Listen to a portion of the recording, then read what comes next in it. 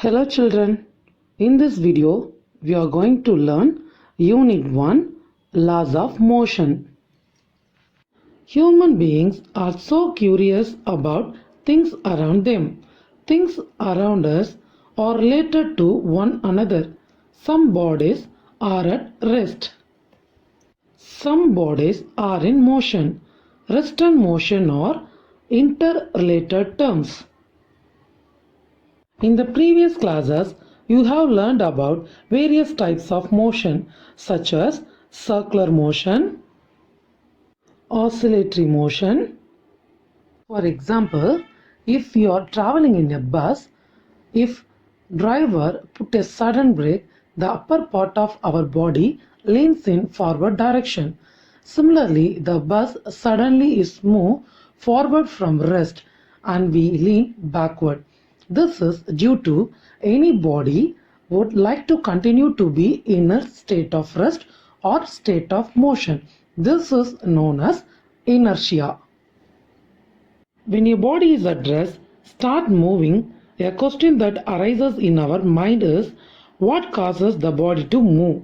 Similarly, when a moving object comes to rest, you would like to know what brings it to rest. If your moving object speed up or slow down or changes its direction, what speeds up and slow down the body and what will change the direction of motion? One answer for all the above questions is force. In a common man's understanding of motion, a body needs a push or pull to move or bring to rest or change its velocity. Hence, this push or pull is called as force. Let us define force in a more scientific manner using a law proposed by Sir Isaac Newton. These laws help you to understand the motion of your body and also to predict the future course of its motion. If you know the forces acting on it before Newton formulated his 3 laws of motion, a different perception about the force and motion of bodies prevailed. Let us first look at these ideas and learn about Newton's law. Mechanics is the branch of physics that deals with the effect of force on bodies. It is divided into 2 branches, namely statics and dynamics. Statics, it deals with the bodies which are at rest under the action of forces. Dynamics, it is the study of moving bodies under the action of forces. Dynamic is further divided kinematics and kinetics. Kinematics, it deals with the motion of bodies without considering the cause of motion. Kinetics, it deals with the motion of bodies considering the cause of motion. Aristotle classified the motion as natural motion, that is force independent motion, violent motion, that is force dependent, force and motion. According to Aristotle, a Greek philosopher and scientist, the natural state of earthly bodies is rest. He stated that a moving body naturally comes to rest without any external influence of force. Such motion are termed as natural motion, otherwise force independent. He also proposed that a force is needed to make the bodies to move from their natural state and behave contrary to their own natural state, called as violent motion, otherwise called force dependent. Galileo proposed the concept about force, motion and inertia of bodies.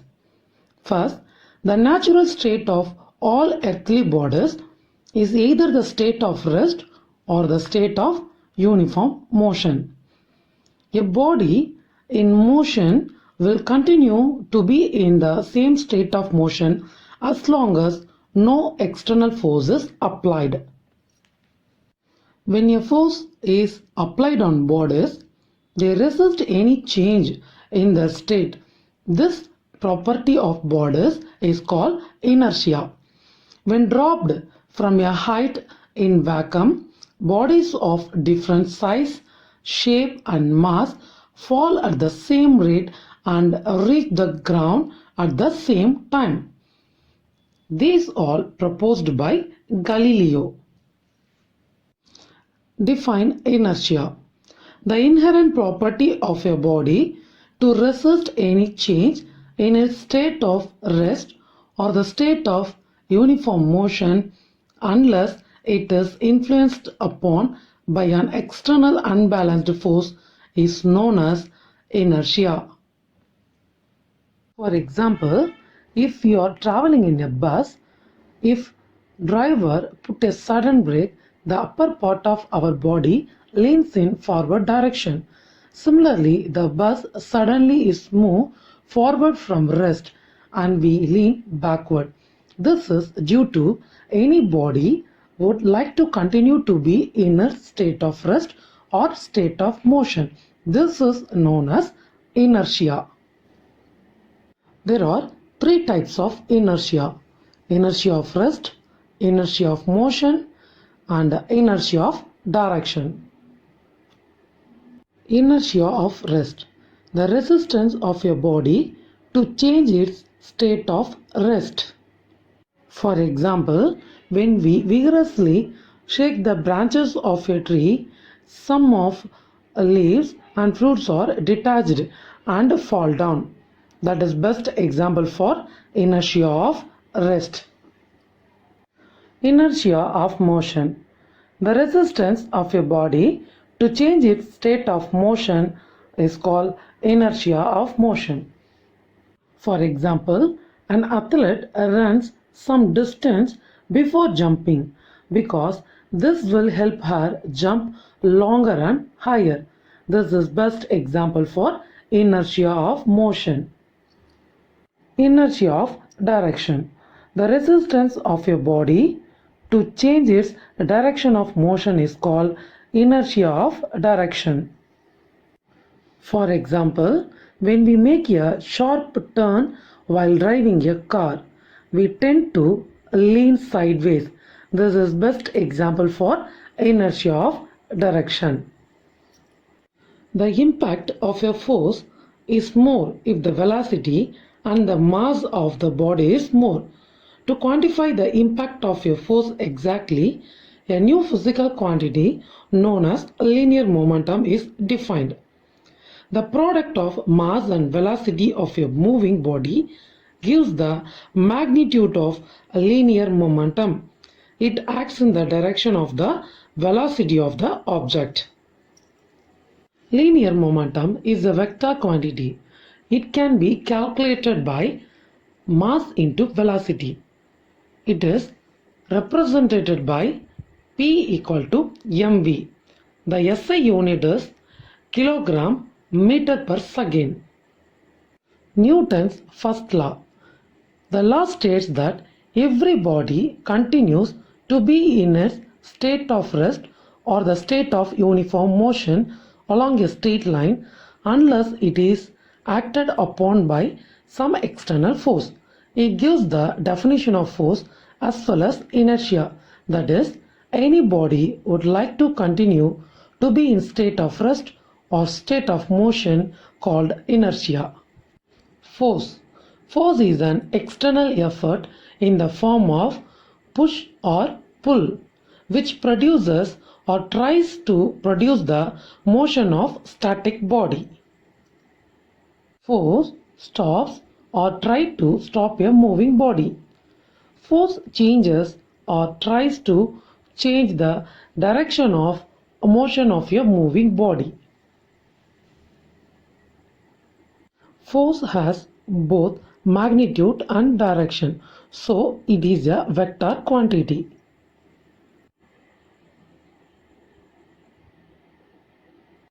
types of forces.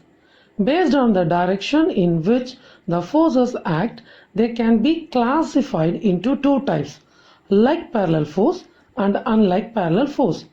Like parallel force: two or more forces of equal or unequal magnitude acting along the same direction parallel to each other are called like parallel forces.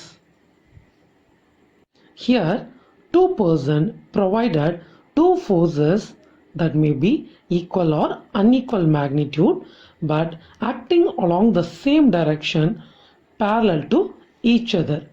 So, this is example for like parallel forces. Unlike parallel forces, if two or more equal forces or unequal forces act along opposite direction parallel to each other, then they are called unlike parallel forces. Here, two or more forces that may be equal or unequal but act along opposite direction but parallel to each other, then this is best example for unlike parallel forces. From this tabular column, we are going to find the resultant force. What is resultant force?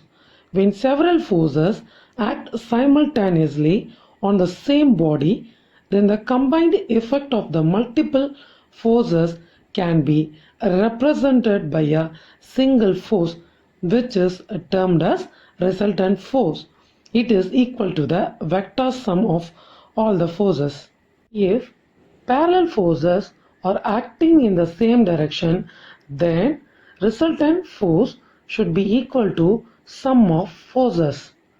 If parallel unequal forces acting in opposite direction, then resultant force equal to F1 minus F2 if F1 greater than F2, or F2 minus F1 if F2 greater than F1. If parallel equal forces are acting in opposite direction in the same line of force, then resultant force should be equal to 0. If resultant force of all the forces acting on a body is equal to 0, then the body will be in equilibrium. Such forces are called balanced force.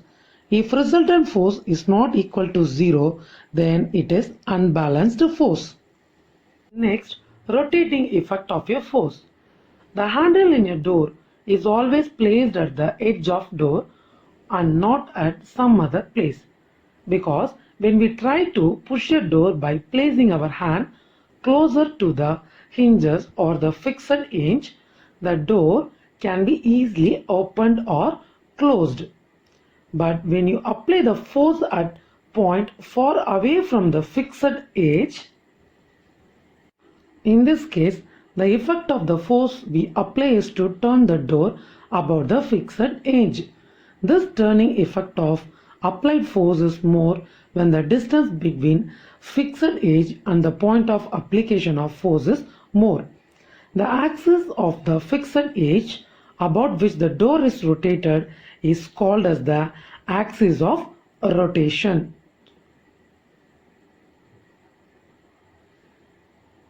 Moment of a force.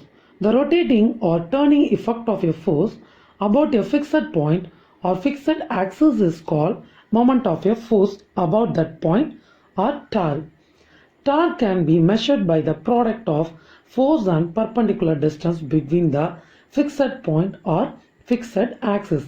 That is, torque equal to F into D. Torque is a vector quantity and its SI unit is Newton meter. Couple. The two equal and unlike parallel forces applied simultaneously at two distinct points constitute a couple. The line of action of the two forces does not coincide. It does not produce any translatory motion, since the resultant is 0, but a couple resulting causes the rotation of the body. That rotating effect is called a moment of a couple. For example, spinning of a top. Moment of couple is measured by product of any one of the force and the perpendicular distance between the line of action of two forces. The turning effect of the couple is measured by the magnitude of its moment. Moment of a couple can be calculated by force into perpendicular distance between line of action of forces. By convention, the direction of moment of force or couple is taken as positive if body rotated in anti-clockwise direction, then take negative if it is rotated in clockwise direction. Gears, seesaw, steering wheel are best example for torque. Principle of moments. When a number of like or unlike parallel forces act on a rigid body and the body is in equilibrium, then the algebraic sum of moment in clockwise direction is equal to the algebraic sum of moment in the anti-clockwise direction. In other words, at equilibrium, the algebraic sum of moment of all individual forces about any point is equal to 0. From the illustration, the force F1 produces an anti-clockwise rotation at a distance d1 from the point P, and the force F2 produces a clockwise rotation at a distance d2 from the point P. Then the principle of moment can be written as F1 into d1 equal to F2 into d2. That is, moment in clockwise direction equal to moment in anti-clockwise direction. Newton's second law of motion. According to this law, the force acting on a body is directly proportional to the rate of change of linear momentum of the body, and the change in momentum takes place in the direction of the force. Newton's second law helps us to measure the amount of force, so it is also called as law of force. Let's derive equation for Newton's second law.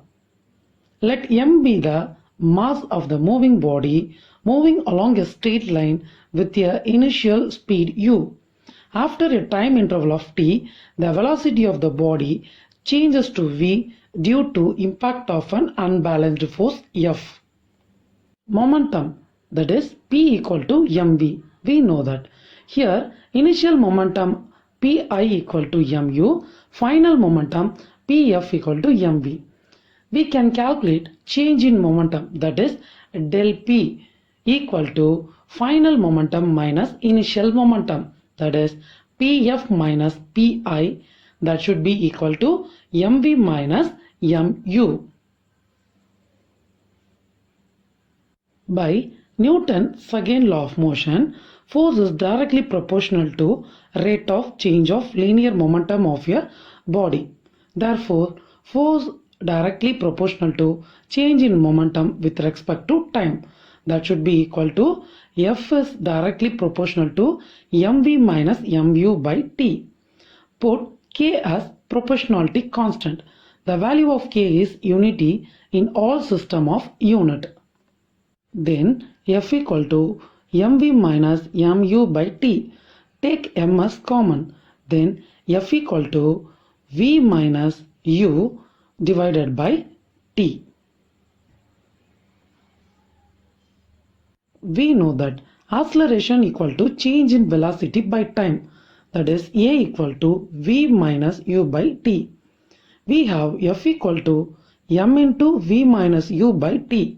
Replace v minus u by t as a. Finally, we get F equal to m into a. Here m equal to mass, a equal to acceleration. This is equation for Newton's second law of motion. The SI unit of force is Newton, represented by capital N. In CGS system, its unit is dyne. 1 Newton equal to 1 kilogram meter second power minus 2. Also 1 Newton equal to 10 power 5 dyne. 1 dyne equal to 1 gram centimeter second power minus 2. Gravitational unit of force. In SI system, gravitational unit of force is kilogram force, represented by kgf. In CGS system, its unit is gram. 1 kgf equal to 9.8 Newton. 1 gram force equal to 980 dyne. These are the unit of gravitational unit of force. Impulse. A large force acting for a very short interval of time is called as impulsive force. When a force F acts on a body for a period of time t, then product of force and time is known as impulse. It is represented by J equal to F into t. We know that by Newton's second law, F equal to del P by T. Rearrange it. Del P equal to F into T. J equal to F into T. Del P also F into T.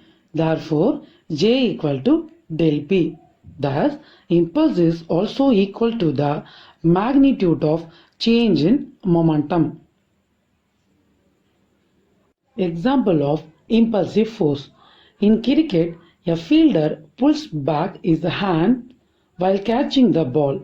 He experiences a small force for a long interval of time to catch the ball, resulting in a lesser impulsive on his hand.